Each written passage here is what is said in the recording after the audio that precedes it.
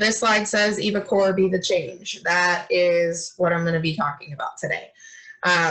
So basically just think about the World War we were in at that point in time. We had the Nazi extermination camps, concentration camps, work camps, whatever you want to call them. A very popular one was Auschwitz. So that's kind of what we're going to be talking about a little bit today. Imagine that you have been stripped of your home, your family rights, privileges. You're not allowed to have anything that you want. You maybe get 3 meals a day if you're lucky. You have holes in the floor for a bathroom. You have bunk beds stacked against one another through a small shack, and there's like 50 to 60 people crammed in a small building. It's not very comfortable, not very welcoming, not homey, not nice. You know, we would look at that today and we might call child services on somebody that was putting kids in that kind of situation. But that was what the Nazis did to the Jewish people. There's no medical care even, which to me was astounding when I did this research, that there was no medical care for these people, except for the scientists that were there. So the worst part of this is, though, that the people who had stripped your rights away were performing experiments on you day in and day out. Okay, so just kind of put yourself in that situation. That's what you are going through right now. I guess the question is, would you, as a person, be able to forgive them after being put through all of this trauma, is really what it is. So my speech today will explain how Eva Kor sought to eliminate prejudice and hatred within the world around us through the power of forgiveness, and how she did that by using the CANDLES Museum. It's the CANDLES Holocaust Museum located in Terre Haute, Indiana, and how they carry on her legacy to, quote unquote, be the change. I have long time been interested in the Holocaust. Call it morbid, whatever you want to call it. It is one of those history landmarks in time that just completely fascinates me for whatever reason. But living in Terre Haute, I also did hear about the CANDLES Museum a lot, constantly from my teachers, my fellow students, friends even that were still being homeschooled outside, because I played volleyball with a homeschool team outside of high school. It was a time of, the Holocaust specifically was a time of persecution for the Jews in Germany, really kind of all over Eastern Europe.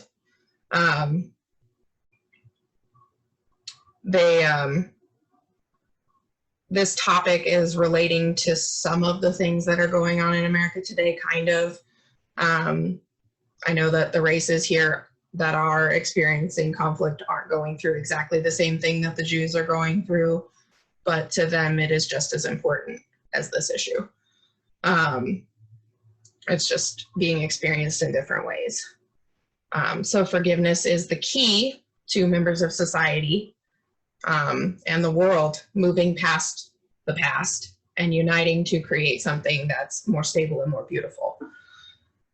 So in order for you all to understand the significance of Eva Kor's exemplary life and accomplishments, I'm going to be diving into some of her experiences within the Nazi concentration camp, and then her reasonings and her process of forgiveness, because it is a process. It's not just something that happens at the flip of a switch, and how this forgiveness can be used in the present for the change that we all seek.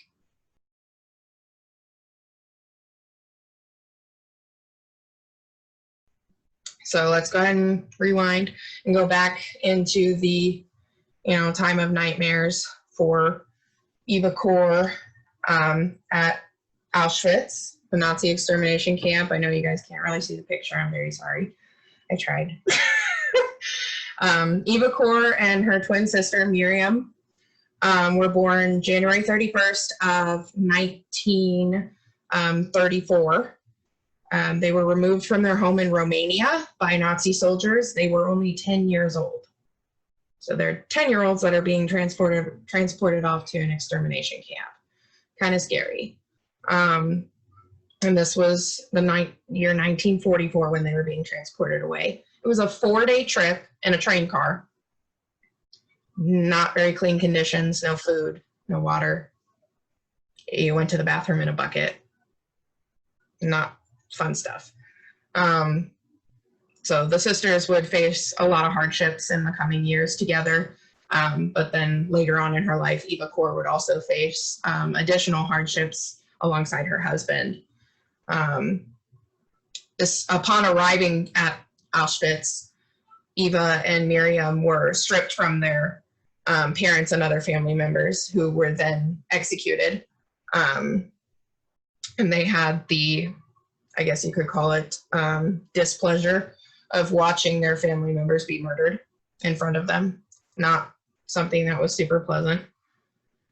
The girls' hair was immediately cut short, and their prisoner numbers were branded into their arms.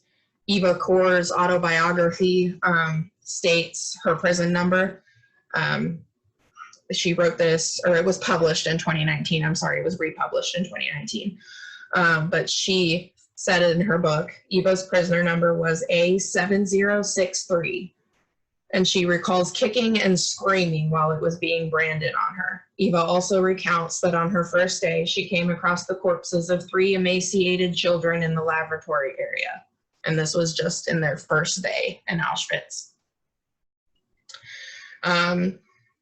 The next thing that they went through, the whole time they're there, they basically became these laboratory rats to the Nazi scientists who were there at the camp. Specifically, Dr. Joseph Mengele. His alias was Angel of Death, kind of dark, but his visits to them were almost daily because they were recording growth. They were trying to figure out how to build this master Aryan race with the blonde hair, blue eyes, and whatnot that Hitler was looking for. So Mengele was performing genetic experiments on the twins, all types of twins in general, so that they could figure out how to breed this Aryan race, which to me is just disgusting that they're using these Jewish people to do that, but that's none of my business.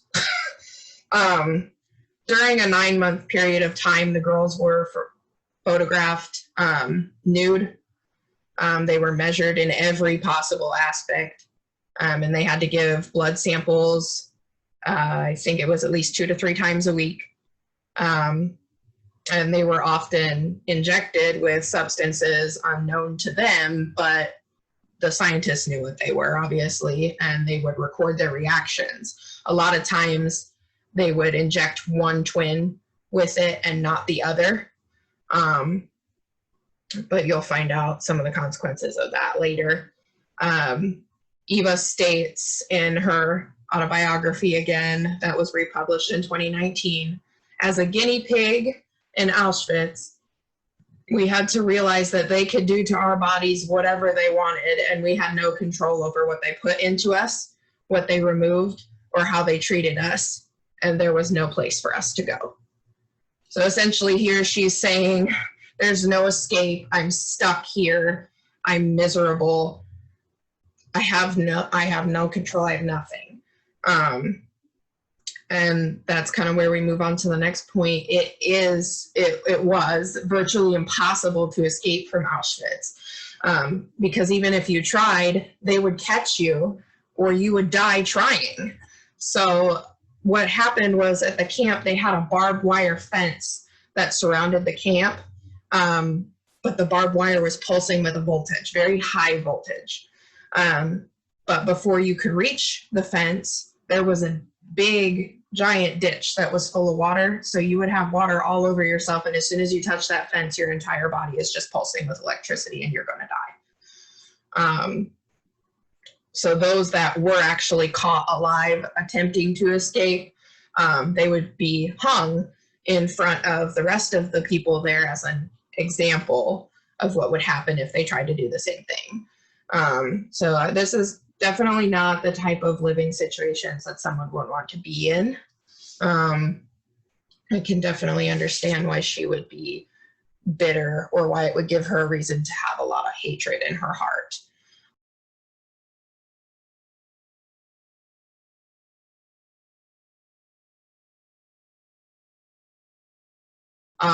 Her hardships continued to follow her through all her life, though, even after being liberated from Auschwitz by the Soviet troops. That happened on January of 1945. Soviet troops set the prisoners free, and the nuns were there, and they actually brought gifts and cookies and things like that to give to the children, and they gave them hugs. They tried to find them places to live if their parents were dead, things like that. So the sisters were placed into the care of nuns in the refugee camp, and they later traveled back to their hometown of Ports, Romania, where they were able to find and reconnect with their Aunt Irina. And she had actually survived all of this, and she decided to go ahead and take them under her wing and care for them. In the year 1960, Eva met her husband, Michael Kor, and they got married. He was also a Holocaust survivor, so I find that very interesting. Together, they had some hardships. They faced a series of miscarriages due to the treatments that she had received while she was in the Nazi extermination camp. They later moved to Terre Haute, Indiana, here in the United States. Eva decided she wanted to work in property, so kind of like a realtor, if you will. But in 1987, her sister Miriam contacted her and discovered that her kidneys had never developed past the point of those of a 10-year-old girl. So Eva has a very famous quote that is, "I have one sister and two kidneys." And that was when she donated her kidney to her sister. But then her sister Miriam later died in the year 1993 of kidney cancer. So it's really, really sad. She tried to help her, and then, you know, I can't imagine that kind of heartbreak.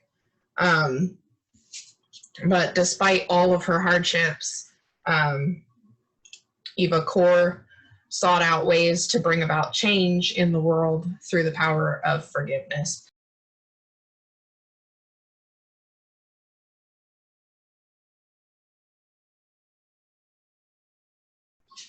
Eva went through a series of events in an attempt to display forgiveness and to help remove the hatred and prejudice from the world in any way that she could.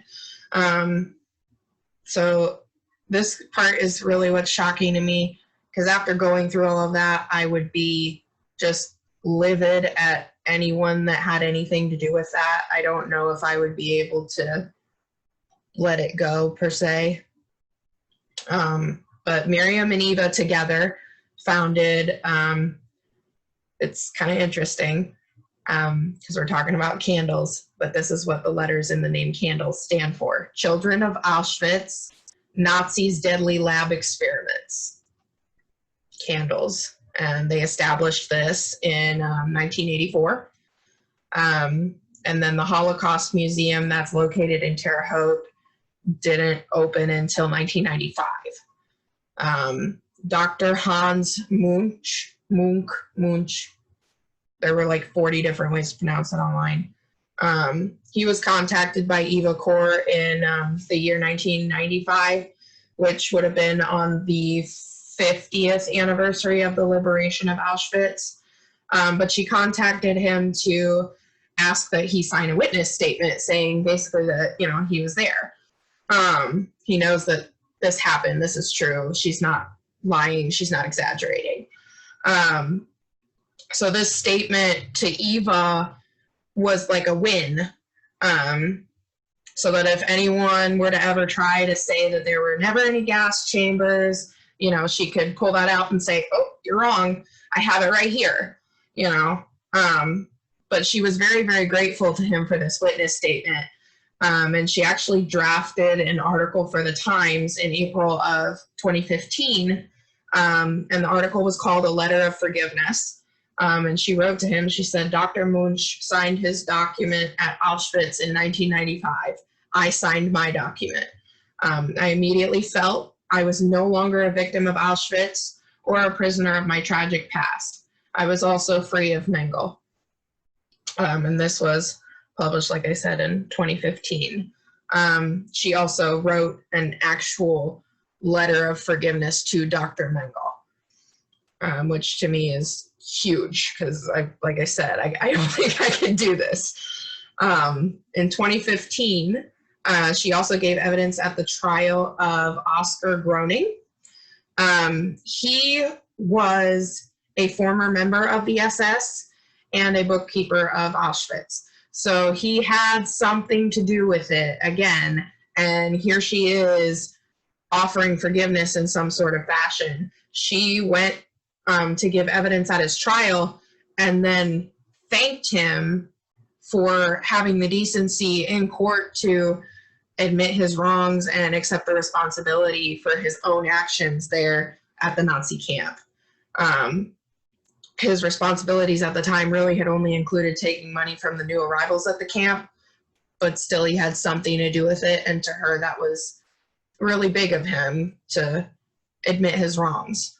In the year 2017, Eva Kor was interviewed by Howard Gruninger of the Tribune-Star, located in Terre Haute, Indiana. This is actually a quote from the article that he drafted after interviewing her. She says, I came up with forgiveness 22 years ago. Many of my fellow Auschwitz survivors have ostracized me, called me every name in the book, and said I was crazy for forgiving. She said, the forgiveness is not for the Nazis, but it is an act of self-healing and self-empowerment. Do I deserve to be free for what they have done to me? Do I deserve to be happy in my life? Why survive that horrible place and then be miserable the rest of my days? She said, maybe we can also spread the idea of forgiveness and healing through forgiveness to every person who needs it. It is a beautiful thing and it is free.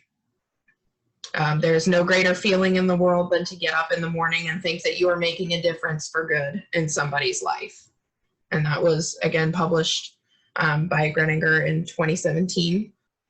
Eva Kor later died on July 4th of 2019 at the age of 85. She is survived by her husband, their son, and their daughter.